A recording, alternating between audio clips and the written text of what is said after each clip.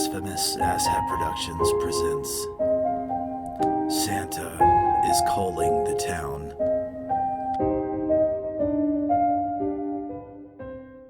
Sweat and blood dripped to the gravel as I leaned over, trying to catch my breath. The night air was cold. A clawing breeze raced through the alley and carried the stench of death and decay and peppermint. I shook my head, trying desperately to clear it. Bodies were everywhere.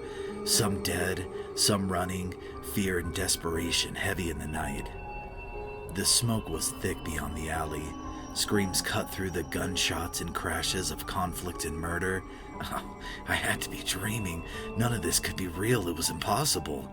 Just hours before, I was shopping, picking up some last-minute gifts for Christmas.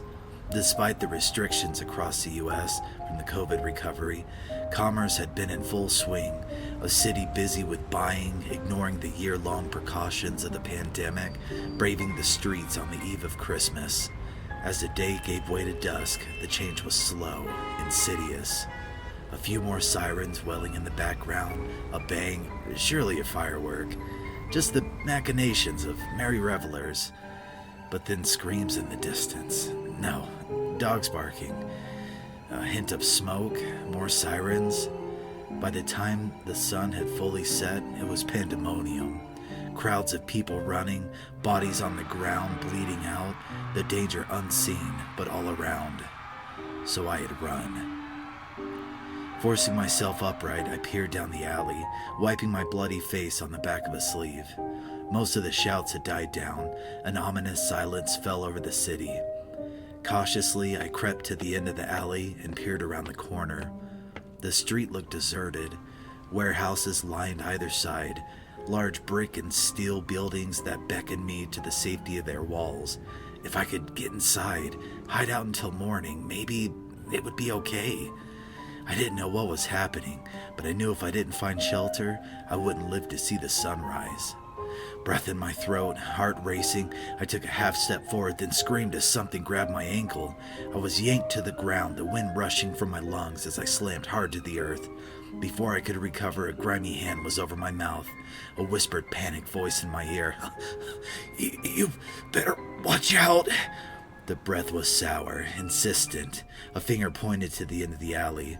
A figure I hadn't noticed shifted in the shadows. You better not cry. It was a manic plea. The man's hands began to ease from my mouth. I'm telling you why. The figure at the end of the road straightened. Its short frame was crooked. Its eyes blazed red in the gloom, throwing shadows over its pointed ears, its jagged teeth, its thin lips shining with blood. It wore a green suit, a pointed hat, and carried a small bronze hammer. The man in the alley met my eyes, his fingers trembling as he pointed at the elf.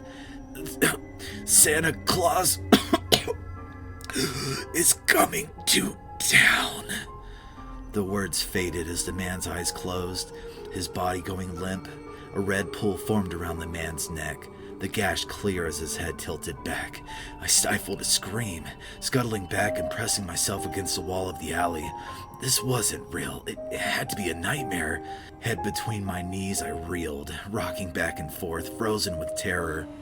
Time passed. Seconds, heartbeats, an eternity.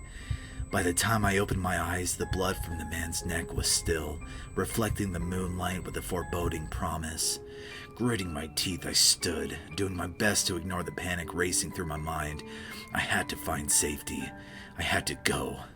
I leaned around the corner, searching for the creature in the road, but it was gone. Where it had stood, a dark shape lay, unmoving. I swallowed, then edged towards the warehouse across the street. From my vantage, I could see a garage door slightly raised. Slow at first, careful not to make a sound, I maneuvered my way towards it.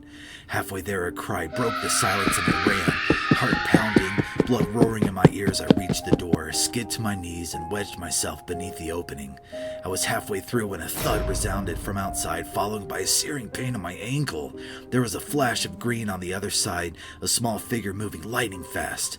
Without hesitation, I stood, the pain in my ankle distant as I rushed to close the door. With a grunt, I grabbed the metal and slammed it shut.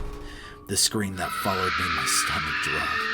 Inhuman, laced with rage and desperation. A heartbeat later, the thing was on the other side, banging on the door, snarling and scratching against the metal. I took a step backwards, then gasped and fell, grabbing my ankle, tears filling my eyes. Removing my hands revealed the torn fabric and blood. In the weak light, I caught a flash of what looked like bone, then bit my lip and looked away. The shock of my situation took the edge off the shattered ankle as I tore a strip of my jeans and wrapped it tightly around my wound. A wave of nausea coursed through me as I tightened the tourniquet, and a few thoughtless moments passed with me just breathing. By the time I came to my senses and realized it was silent, whatever had been on the other side had stopped its thrashing. Maybe it was gone. Maybe it had left looking for another victim. Maybe... He's making a list. The voice was high and jagged. It was mania and discord given volume. What sounded like a metal fingernail tapped against the door, then slowly raked along it. It paused when it reached the far end. Checking it twice, the creature said, then resumed the horrific scraping, heading toward back where I sat. It screeched to a halt just in front of my wide eyes, staring at the spot in front of me, willing the demon to go away for all of this to be over. Gonna find out. The thing's voice was a whisper now, all lips and hot breath. Who's naughty or nice? Silence fell for a frozen moment, and everything was still.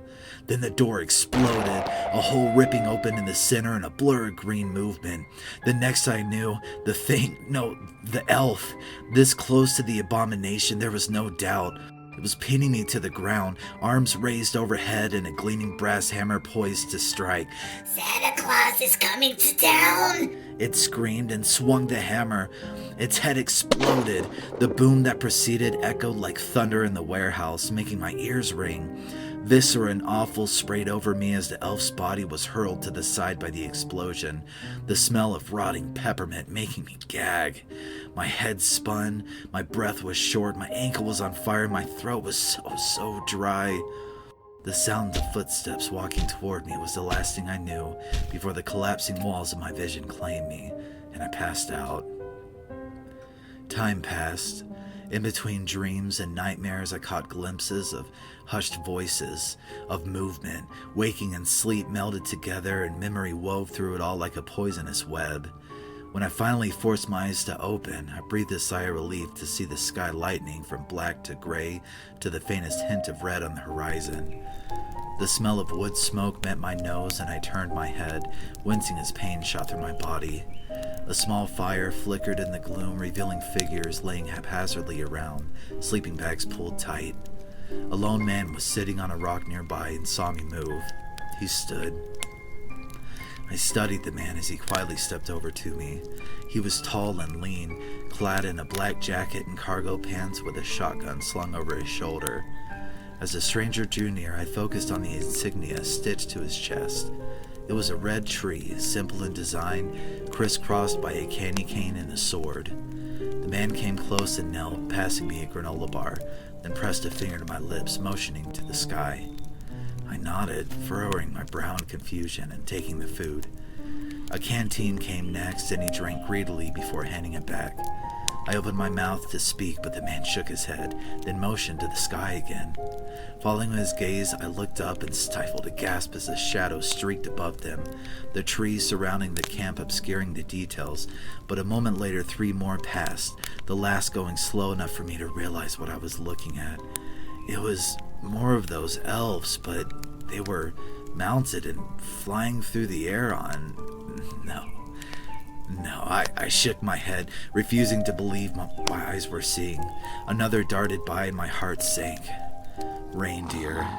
Huge and powerfully built, their antlers glowing, leaving faint trails of light in their wake. From the distance it was hard to tell, but it appeared as if their flesh, where it wasn't covered in short black fur, was rotting, glistening muscle and sinew showing beneath rotting flesh. A hand on my shoulder made me jump. The man was pointing to the horizon. I followed the gesture and felt bile rise in my throat as I saw the city. It was a few miles away, but my vantage made it unmistakable. The city was lost. Fires raged everywhere. The skies above swarmed like bees with elves. A haphazard line of people snaked its way over the main bridge to the city. Shackled and beaten, the humans were prodded in line toward a clearing where hundreds, thousands of sleds waited, thick iron bars encasing their sides. Tears rolled down my cheeks as I watched the one furthest away from city limits fill. The door was slammed shut, and the sled zipped into the sky, the screams of the people inside barely audible as it disappeared to the distance. The man beside me sighed, passing me a scroll of paper. It was worn, burnt on the edges. As I unrolled the parchment, it crackled, clearly old. Carefully, I spread it out and read. The words were faded, the script curled and flowing. I whispered as I made out the words. He sees you when you're sleeping. He knows when you're awake. He knows if you've been bad or good, so be good for goodness sake. With little tin horns, little toy drums, Rudy toot toots and rummy tum tums, Santa Claus is coming to town. And curly head dolls that toddle and coo, elephants, boats, and kitty cars too. Santa Claus is coming to town. Then kids and girls and Boyland will have a jubilee. They're gonna build a Toyland town all around the Christmas tree. So you better watch out. You better not cry. You better not pout. I'm telling you why. Santa Claus is coming to town. I shook my head as I finished and handed the parchment back. The man took a photo from his back pocket and passed it to me. The image was dark but unmistakable. It was an aerial view of a clearing. Everything in the picture surrounding the center platform was covered with snow. A sign above the entrance to the area read, Toyland. The object in the center was green, conical in shape and enormous.